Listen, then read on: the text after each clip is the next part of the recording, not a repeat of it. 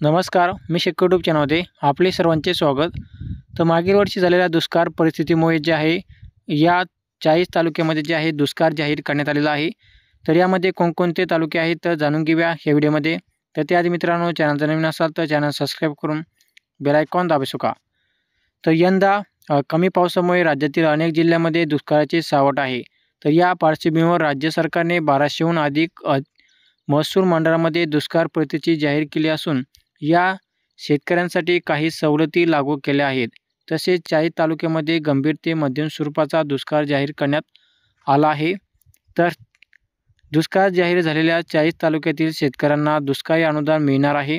परंतु ज्या शेतकऱ्यांची खरीप हंगामामध्ये ही पीक पाणी पूर्ण केलेली आहे त्यांनाच ही दुष्काळी मदत जी आहे मिळणार आहे।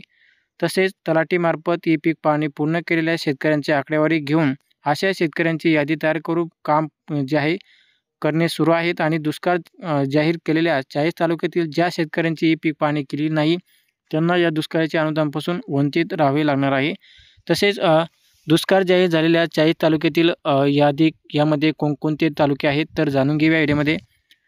तर राज्यातील मालेगाव, सिन्नर, येवला, नाशिक, सिंदखेड, धुळे, नंदुरबार, चाळीसगाव, जळगाव, बुलढाणा, लोणार, तसेच छत्रपती संभाजीनगर, सोयगाव, भोकरदन, जालना, बदनापूर, अंबड, मंठा, वडवणी, धारूर, अंबाजोगाई, लातूर, वाशी, धाराशिव, लोहारा, पुरंदर, सासवड, तसेच बारामती, शिरूर, गोडनदी, दौंड, इंदापूर, बार्शी, तसेच मारशीर, माढा, करमाळा, सांगोला, तसेच सोलापूर, वाई, खंडाळा, हातकंगणे व गड हिंगलज आणि कोल्हापूर व सांगली जिल्ह्यामधील शिरागाव, कडेगाव, खानापूर, विटा व मिरज या जे आहेत 40 तालुक्यातील शेतकऱ्यांना जे आहे दुष्काळ जे आहे जाहीर करण्यात आलेला आहे। तर राज्य सरकारने 2443 कोटी 22 लाखाची मदत जी आहे जाहीर केलेली आहे। तर या दुष्काळाचे अनुदान जे आहे शेतकऱ्यांना आता लवकरच जे आहे मिळणार आहे। तर याबद्दल जे आहे शासन निर्णयसुद्धा आलेला आहे।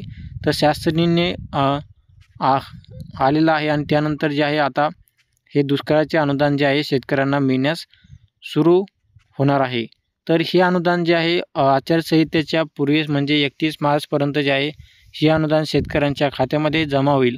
तर शेतकरी मित्रांनो, व्हिडिओ आवडला असेल तर लाईक करा आणि चॅनल सबस्क्राईब करून बेल आयकॉन दाबू शका। धन्यवाद।